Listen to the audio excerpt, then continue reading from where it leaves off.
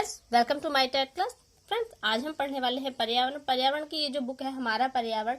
यहाँ से पिछली बार यूपी टीटी में आपके 15 क्वेश्चन आए थे। आज हम इस बुक का 7वां लेसन कंप्लीट करने वाले हैं। तो देखिए 7वां लेसन क्या है आपका, वन एवं वन्य जीव। वन क्या है, जंगल, और वन्य जीव में इस जंगल में रहने वाले जो जीव है उन्हें वन्य जीव कहा जाता है। तो थोड़ी सी स्टोरी है, मेन पॉइंट पर हम आ जाते हैं।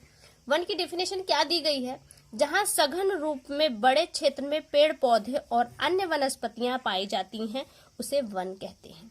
तो सघन यानी कि घना होगा और वहां पे विविध प्रकार के आपको वनस्पतियां देखने को मिलेंगी। वन में विविध प्रकार के जीव जंतु भी पाए जाते हैं। वन हमारे लिए एक महत्वपूर्ण प्राकृतिक संसाधन, कैसा संसाधन है, प्राकृतिक संसाधन है। वन जीवधारियों के जीवन के लिए अत्यंत आवश्यक है क्योंकि हमें शुद्ध वायु एवं जल वनों के द्वारा ही प्राप्त होते हैं। मानव आदिकाल से ही अपनी विभिन्न आवश्यकताओं की पूर्ति के लिए वनों पर निर्भर था और आज भी निर्भर है। वो आप जानते ही होंगे कि वन से हमें क्या क्या प्राप्त होता है। भोजन के लिए फल व सब्जियां वनों से ही प्राप्त होती हैं। फिर ये कॉलम है बच्चों के लिए, आगे हम चल पड़ते हैं। देखिए अब इन वनों से हमें क्या क्या मिलता है वो यहाँ पे दिया गया है। वनों से कागज, दिया सलाई यानी कि माचिस के लिए, रेशम, रबड़ आदि उद्योगों के लिए कच्चा माल तथा इमारती लकड़ियां प्राप्त होती हैं वनों से यानी कि जंगलों से। भारत में शीशम, साखू, सागौन, आम, नीम, देवदार आदि महत्वपूर्ण इमारती लकड़ियां होती हैं। इन लकड़ियों का प्रयोग फर्नीचर के लिए किया जाता है। इसके अतिरिक्त फल, फूल, जड़ी बूटियां, गोंद, रबड़, छाल, लाख आदि प्राप्त होती हैं इन वनों से। लाख से विभिन्न प्रकार की चीजें बनाई जाती हैं। और वन तेज वर्षा में मिट्टी के कटाव को रोकते हैं, जो इम्पोर्टेंट पॉइंट है, तथा पेड़ पौधे पानी के वेग को कम करते हैं तथा वायु की तीव्र गति को भी रोकते हैं, क्योंकि वायु के बीच में अगर कोई पेड़ आ जाता है वो पेड़ वायु के लिए अवरोध उत्पन्न करता है, तो इससे वायु गति धीमी पड़ जाती है। इससे मिट्टी का कटाव कम होता है, क्योंकि हवा के माध्यम से भी मिट्टी का कटाव होता है, तो इसलिए वजह से मिट्टी का कटाव कम होता है। अगर कटाव न रोका गया तो उपजाऊ मिट्टी बह जाएगी तथा पेड़ पौधे, घास और झाड़ियां नहीं उग पाएंगी। वन जहां आर्थिक रूप में लाभकारी होते हैं वहीं पारिस्थितिक संतुलन बनाए रखने भी सहायक होते हैं। वनों में बहुत से पक्षी पेड़ों पर घोंसला बनाकर रहते हैं, जैसे गौरैया, तोते, चील, कबूतर आदि। अनेक जानवर जैसे शेर, चीता, हाथी, बाघ, तेंदुआ, हिरन, सियार आदि झाड़ियों, गुफाओं में रहते हैं। ये जानवर वन रक्षक माने जाते हैं। वन का रक्षक इसलिए कहा जाता है क्योंकि वन का जो कटाव हो रहा है इन पशुओं के कारण कुछ कम भी होता है, क्योंकि ये हिंसक जानवर होते हैं। इन जानवरों के डर से वन को हानि पहुंचाने वाले लोग वन में नहीं जाते। फिर अगले पेज पर आपका पूरा चित्र दिया है, उनके लाभ के बारे में बताया गया है। आगे हम आ जाते हैं। आगे देखिए दिया गया है, अपने परिवेश में पाए जाने वृक्षों एवं उनकी उपयोगिता का चार्ट बनाइए। बच्चों के लिए है तो हम इसे छोड़कर आगे चल पड़ते हैं। आगे देखिए ये जो कॉलम है आप देख रहे हैं ना, ये बहुत ही इंपॉर्टेंट कॉलम है। यहाँ पे आपको 6 चीजें दी गई हैं और इसमें 6 वो पॉइंट अपने आप में इंपॉर्टेंट है। क्या है, पहले पौधे का नाम, कौन सा पार्ट हम उसका उपयोग करते हैं उस पौधे का, और वो किस तरह की औषधीय गुण से भरपूर है। तो नीम ले लेते हैं। नीम में यहाँ सिर्फ उपयोगी भाग केवल पत्ती दिया है, लेकिन ऐसा नहीं है। नीम की समस्त चीजें उपयोगी होती हैं, चाहे वो नीम का फल हो, चाहे पत्ते हो, चाहे छाल हो या जड़ हो। लेकिन यहाँ पे सिर्फ पत्तों की बात हो रही है, तो पत्ते किस औषधीय गुण का काम करते हैं, रक्त शोधन और त्वचा रोग। रक्त शोधन यानी कि आपके रक्त में जो अशुद्धियां होती हैं उसे समाप्त करता है। त्वचा संबंधी जो रोग है उन्हें भी समाप्त करता है। दूसरा है इसबगोल, जो बीज है इसकी एक भूसी प्रयोग में की जाती है इस बीज की, और ये किस काम की औषधीय गुण में आता है, पेचिश व कब्ज ठीक करने के लिए इसका प्रयोग किया जाता है। सिनकोना मोस्ट इम्पोर्टेंट है। सिनकोना एक वृक्ष है जिसकी छाल का प्रयोग किया जाता है, और इस छाल से कौन सी दवा बनाई जाती है, इस छाल से मलेरिया की दवा बनाई जाती है। जामुन के जो बीज है उसका चूर्ण उपयोग में लाया जाता है, और इसमें कौन सी बीमारी को लाभ मिलता है, तो मधुमेह में ये लाभदायक है। यूकेलिप्टस, ये इसके तेल का प्रयोग किया जाता है, ये जुकाम की औषधि बनाने के काम आती है। मुलेठी पेड़ की जड़ है जो गले की खराश को समाप्त करती है। इसके अलावा देखिए अब आगे हम चल पड़ते हैं। पृथ्वी पर निवास करने वाले लाखों जीव जंतु है। बाकी ये सब कुछ पॉइंट, छोटे छोटे पॉइंट है जो आपके लिए कोई खास पॉइंट नहीं रखते। हम यहाँ पे आ जाते हैं। वन्य जीवों की अधिकाधिक मांग और उनके अवैध शिकार से भी वन्य जीवों को नष्ट किया जैसे जैसे पशुओं का शिकार हुआ, इससे वन भी समाप्त हुए। इससे मुख्य रूप में शेर, कौन कौन से जीवों को इस समाप्ति कगार पर आई है, तो यहाँ पे शेर, हाथी, बाघ, हिरण, घोड़ा, चीता आदि का बड़े पैमाने पर शिकार किया जाने लगा। इस प्रकार वन्य जीवों की अनेक प्रजातियां संकटग्रस्त हो गई। संकटग्रस्त यानी कि वो समाप्त होने के कगार पर आ गई। इन्हीं कारणों से वन्य जीवों की संख्या लगातार कम होती जा रही है। पशु पक्षियों की कुछ प्रजातियां तो पूरी तरह विलुप्त हो चुकी है, जिसमें आपका डायनासोर, मेमट, डोडो पक्षी आते हैं, जिन्हें विलुप्त प्रजाति की श्रेणी में रखा जाता है, जैसे डायनासोर और मेमट। जबकि कुछ प्रजातियां खत्म होने की कगार पर है, जिन्हें संकटग्रस्त प्रजातियां कहा जाता है, जैसे बाघ, गिद्ध आदि, जिन्हें संकटग्रस्त प्रजातियां कहा जाता है। और जिस संकटग्रस्त प्रजातियों का ब्यौरा जिस बुक में रखा जाता है उसे रेड डाटा बुक कहा जाता है। प्रश्न एक बार आपका आ चुका है ये पेपर में कि रेड डाटा बुक किसके लिए है, और एक बार दूसरी तरह से प्रश्न पूछा गया कि संकटग्रस्त प्रजातियों को किस बुक में डाला जाता है, तो रेड डाटा बुक में डाला जाता है। आगे हम चलते हैं। इनके अलावा देखिए, इन पशुओं की जब कमी हुई संकटग्रस्त प्रजातियों में, तो इनका संरक्षण किया गया। तो वन एवं वन्य जीवों की सुरक्षा के लिए सरकार द्वारा कानून बनाए गए, हर एवं संरक्षण हेतु विशिष्ट योजनाएं आरंभ की गई। इसके अंतर्गत भारत के विभिन्न स्थानों पर वन्य जीव अभ्यारण्य, राष्ट्रीय उद्यान स्थापित किए। भारत के प्रमुख राज्य में वन्य जीवन अभ्यारण्य के बारे में आपको एक छोटी सी तालिका दी गई है। यहाँ पे ये देखिए तालिका है। पहले में आपको दिया है वन्य जीव अभ्यारण्य और राष्ट्रीय उद्यानों के नाम है, और ये कहाँ पर है ये। और यहाँ इसके अलावा एक पॉइंट और भी बनता है कि इन अभ्यारण्यों में, राष्ट्रीय उद्यानों में कौन से जीवों को संरक्षण या महत्वपूर्ण इंपॉर्टेंट दी जाती है। तो यहाँ पे जो है मुझे देख लेते हैं। इसके अलावा मैं आपको एक और वीडियो बनाऊंगी इस पर, जिसमें आपको जीवों के बारे में भी और डिटेल से बताऊंगी। पेरियार अभ्यारण्य जो केरल के इडुक्की जिले में है, चंद्रप्रभा अभ्यारण्य जो उत्तर प्रदेश के चंदौली जिले में है, मानस अभ्यारण्य जो एक सिंग वाले गेंडों के लिए सबसे ज्यादा फेमस है और ये प्रश्न के रूप में कई बार भी आ चुका है, ये असम में है। जलदपारा अभ्यारण्य जो पश्चिम बंगाल में है। कान्हा अभ्यारण्य एवं बांधवगढ़ राष्ट्रीय उद्यान ये एमपी में है, यानी कि मध्य प्रदेश में। बांदीपुर राष्ट्रीय उद्यान आपका कर्नाटक में है। कार्बेट राष्ट्रीय उद्यान उत्तराखंड में है। दुधवा राष्ट्रीय उद्यान जो उत्तर प्रदेश के लखीमपुर खीरी और पीलीभीत के अंतर्गत जिलों में आता है। गिरी राष्ट्रीय उद्यान गुजरात में है, जो एशियाई शेरों के लिए फेमस है। केवला देव एवं सरिस्का राष्ट्रीय उद्यान राजस्थान में है। नंदा देवी राष्ट्रीय उद्यान उत्तराखंड में। सलीम अली राष्ट्रीय उद्यान जम्मू कश्मीर और महावीर स्वामी वन्य जीव विहार आपके कहाँ है, ललितपुर में है।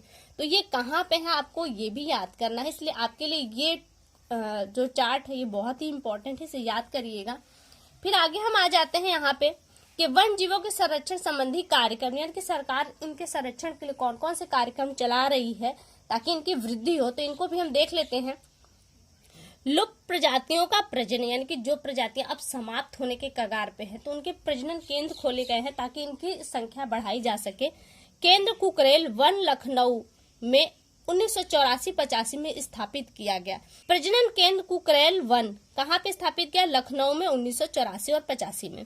राष्ट्रीय चंबल वन्य जीव विहार योजना उत्तर प्रदेश, मध्य प्रदेश तथा राजस्थान की संयुक्त योजना है, जो मगर व घड़ियाल के संरक्षण हेतु की गई है। कौन सा, राष्ट्रीय चंबल वन्य जीव विहार किसके लिए है, मगर और घड़ियालों के लिए है। घड़ियाल प्रजनन केंद्र 2 है, कुकरेल वन लखनऊ में तथा कतरनिया घाट वन्य जीव ये आपका बहराइच में है। ये सारे केंद्र जो आपको बताए जा रहे हैं वो सब यूपी के केंद्र हैं। प्रोजेक्ट एलिफेंट जो 1992 में चलाया गया था, से भारत सरकार द्वारा कुछ राज्यों में यह प्रोजेक्ट शुरू किया गया, जिसमें उत्तर प्रदेश राज्य भी आपका शामिल है।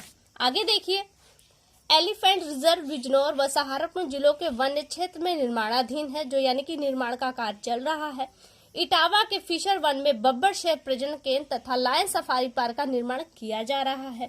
भारत का पहला नाइट सफारी पार्क, प्रश्न बन सकता है कि भारत का पहला नाइट सफारी पार्क कहाँ है, ग्रेटर नोएडा में ये बन रहा है। निर्माणाधीन का मतलब बन रहा है। इको डेवलपमेंट प्रोग्राम, इसका उद्देश्य संक्षिप्त वन क्षेत्रों के निकटवर्ती क्षेत्रों में वन उपज का विकास करना है, यानी वन वाले क्षेत्रों का विकास करना है। सामाजिक वानिकी योजनाएं क्या क्या है ये देख लेते हैं।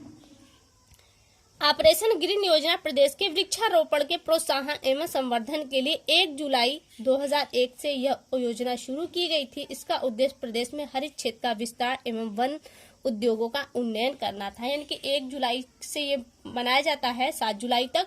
इसमें आपके वन संरक्षण पर विशेष ध्यान दिया जाता है। अगला पॉइंट है कि वन महोत्सव 1952 में प्रारंभ हुआ है। देश के साथ साथ यानी कि देश के साथ ये प्रदेश में भी मनाया जाता है। कब मनाया जाता है? ये 1 जुलाई से 7 जुलाई यानी कि 7 दिन तक मनाया जाता है। उत्तर प्रदेश वानिकी परियोजना विश्व बैंक की सहायता से 19 मार्च 1988 से शुरू की गई थी। कब से? क्या कौन सी है? वानिकी परियोजना विश्व बैंक की सहायता से 19 मार्च 1998 से शुरू की गई थी। एक अगला पॉइंट इंपॉर्टेंट पॉइंट है, हमारे जीवन में वनों के महत्व को दृष्टिगत रखते हुए 21 मार्च को विश्व वन दिवस मनाया जाता है। विश्व वन दिवस कब मनाया जाता है? तो वो 21 मार्च को मनाया जाता है। ये इम्पोर्टेंट क्वेश्चन है आपका। आगे देखिए, धरती को हरा भरा बनाए रखना पर्यावरण संतुलन के सबसे आवश्यक है। हमें इस दिशा में सार्थक प्रयास करने चाहिए।